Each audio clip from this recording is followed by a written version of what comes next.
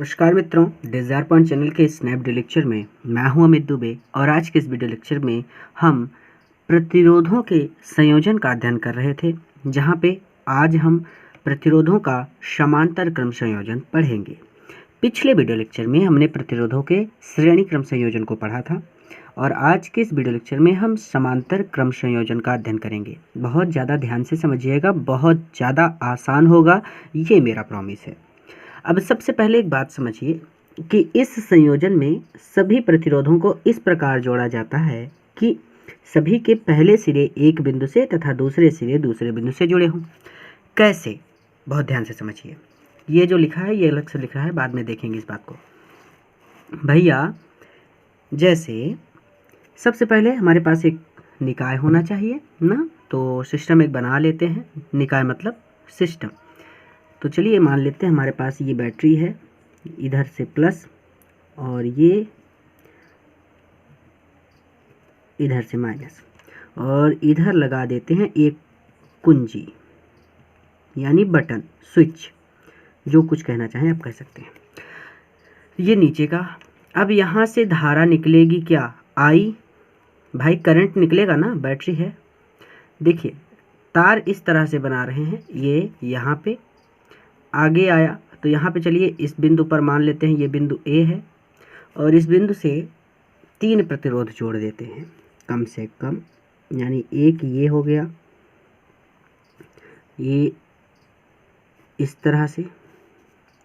थोड़ा सा बढ़िया ढंग से चित्र बनाएंगे, इसको मैं थोड़ा सा और बढ़ा दूँ अगर चित्र को पूरा करने के लिए, तो ये नीचे की तरफ आएगा और ये हो जाएगा इस तरह से, ठीक है। और ये हमारा पहला प्रतिरोध है, ये हो गया R1, ठीक। दूसरा प्रतिरोध लगाते हैं भाई।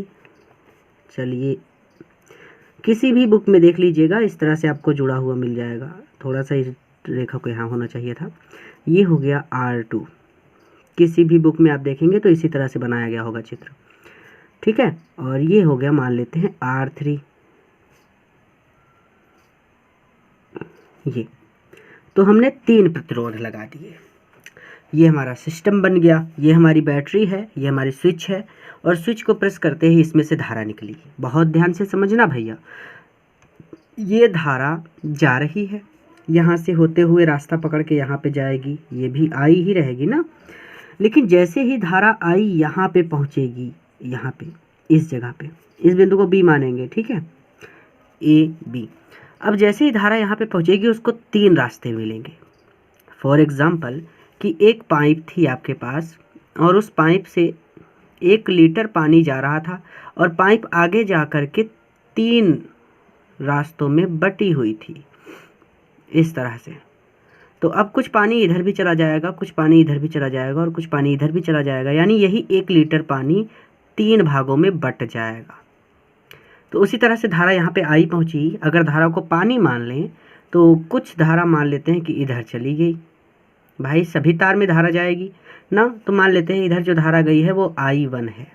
कुछ धारा इधर भी जाएगी तो मान लेते हैं इधर जो गई I2 है। कुछ धारा इधर भी जाएगी तो हम मान लेते हैं इधर जो धारा जा रही है वो I3 है।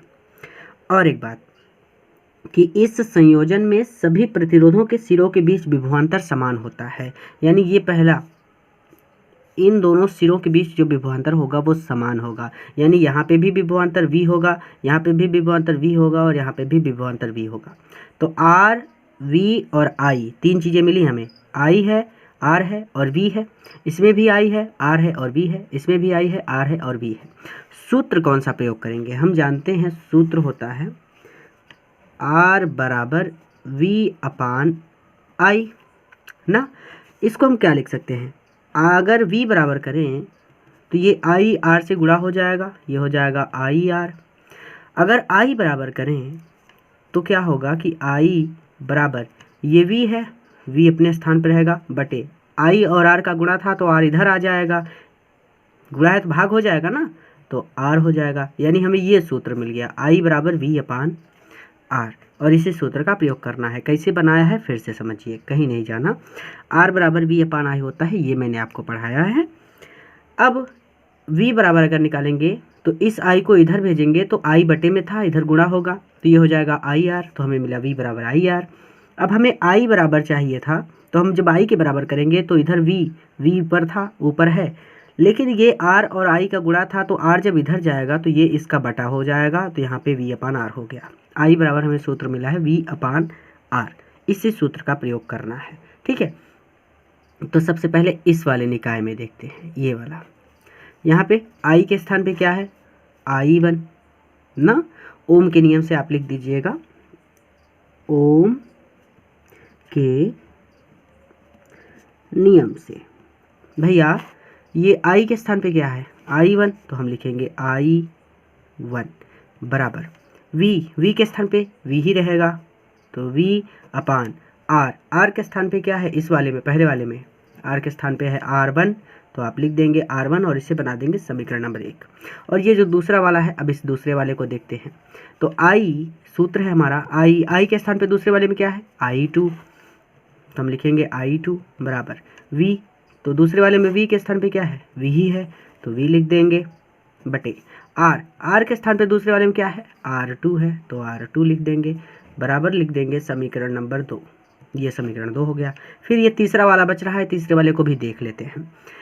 तीसरे वाले में आई के स्थान पे क्या है, I3, तो ये हो जाएगा I3 बराबर, अब V के स्थान पे तो V ही है, तीनों का V बराबर है, V अपान R के स्थान पे R3।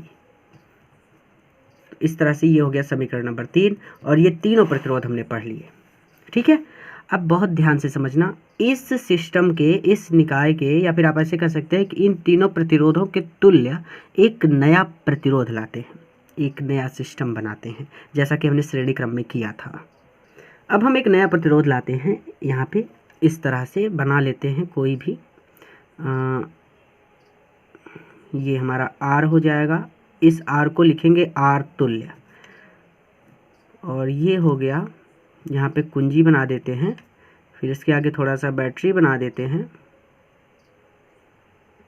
थोड़ा सा बैटरी बना लीजिएगा यहाँ पे, ये इधर से आई जा रही है, और इसका सिरा A है, ये इसका सिरा B है। ठीक है, इस तरह से अब हम कहते हैं कि भैया ये बैटरी है, यहाँ से आई जा रही है, इन दोनों के सिरों के बीच का जो विभवांतर होगा V होगा, तो I बराबर V अपान R सूत्र से जब तुलना करेंगे तो I के स्थान पे हमें क्या मिलेगा, I के स्थान पे I मिलेगा, तो हम लिख सकते हैं कि I, यहाँ पे नहीं लिखते, यहाँ पे लिखते हैं I बराबर V के स्थान पे V ही है, V रहेगा, R के स्थान पे R तुल्य, मैंने बहुत अच्छी तरह से पढ़ाया था R तुल्य क्या होता है। इसके बनाएंगे समीकरण नंबर 4। अब देखिए, ये जो बनाया है, ये वाला जो प्रतिरोध है, इसको R तुल्य क्यों लिखा, हमने कहा कि ये तीनों प्रतिरोध मिल करके जितना प्रतिरोध उत्पन्न करेंगे उतना ये केवल अकेले ही उत्पन्न कर लेगा, यानी अगर वो तीनों मिल करके 2 ओम प्रतिरोध उत्पन्न करते हैं तो ये अकेला प्रतिरोध 2 ओम प्रतिरोध उत्पन्न कर लेगा, इसलिए ये अकेला उन तीनों के तुल्य है। जैसे 3 व्यक्ति मिलकर के एक काम को करें और कोई एक अकेला व्यक्ति आए, वो अकेले ही उस काम को कर दे, तो आप कहेंगे कि ये अकेला व्यक्ति इन 3 व्यक्तियों के तुल्य है, यानी इन तीनों के जितना ये अकेला काम कर सकता है। ठीक है, तो अब ये देखिए, बहुत ध्यान से समझिएगा कि भैया ये जो धारा आई थी, ये आई, यही आई न यहाँ इस बिंदु पर आकर के 3 रास्तों में बट गई है। बात को ध्यान से समझिए, अगर यहाँ से पानी ही समझते हैं कि 3 लीटर पानी जा रहा था, यहाँ तक पानी पहुँचा, 3 रास्ते मिले, मान लिया 1 लीटर इधर चला गया, 1 लीटर इधर चला गया और 1 लीटर इधर चला गया, तो अब हम इस 3 के बराबर जब इन तीनों को जोड़ देंगे तो इस 3 के बराबर आना चाहिए, यानी 3 लीटर इधर से जा रहा था, बराबर 1 इधर गया 1 लीटर, इधर कितना जा रहा है प्लस 1 लीटर, इधर कितना आ रहा है प्लस 1 लीटर, यानी 3 बराबर 3 हो जाएगा, 1 2 3 ना। उसी तरह से जैसे ये पानी था, उसी तरह से यहाँ पे धारा है, धारा जा रही है आई, यानी आई जो होगी वो बराबर होगी किसके, ये जो पहली जा रही है इसके I1 प्लस ये जो दूसरी जा रही है इसके I2 प्लस ये जो तीसरी जा रही है इसके I3 के ना। तो हम इसको लिख सकते हैं कि I बराबर होगी I1 plus I2 plus I3 के, क्योंकि ये 3 लीटर पानी था, यहाँ पे 1 लीटर निकल गया, यहाँ पे 1 लीटर निकल गया, यहाँ पे 1 लीटर निकल गया, तीनों को जोड़ा तो 3 लीटर के बराबर ये 3 आ गया।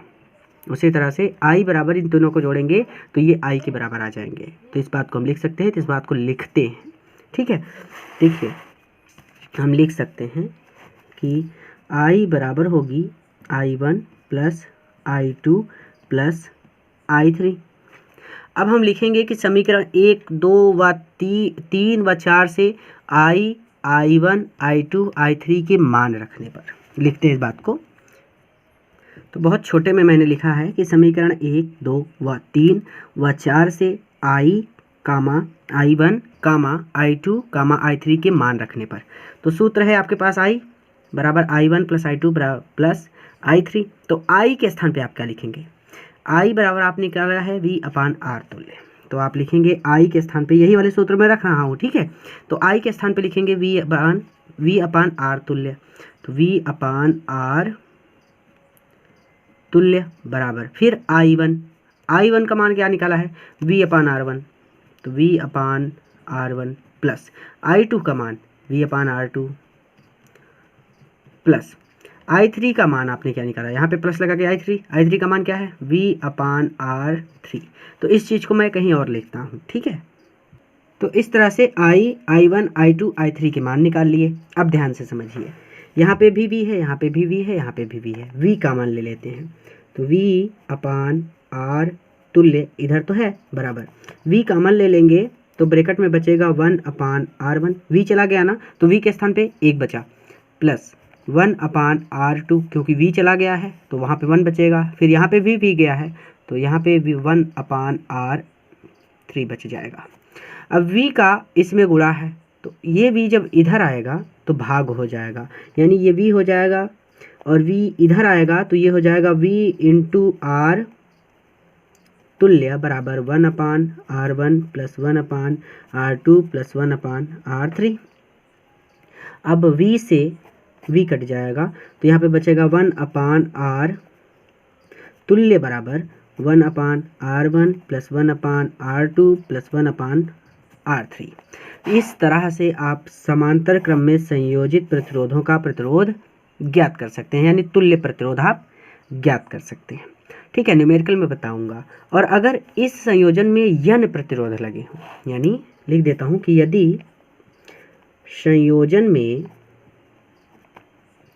यन प्रतिरोध लगे हों, तब क्या होगा? ये होगा 1/R तुल्य, तो अपने स्थान पर रहेगा, बराबर ये होगा 1/R1 plus 1/R2 dash dash dash plus 1/RN।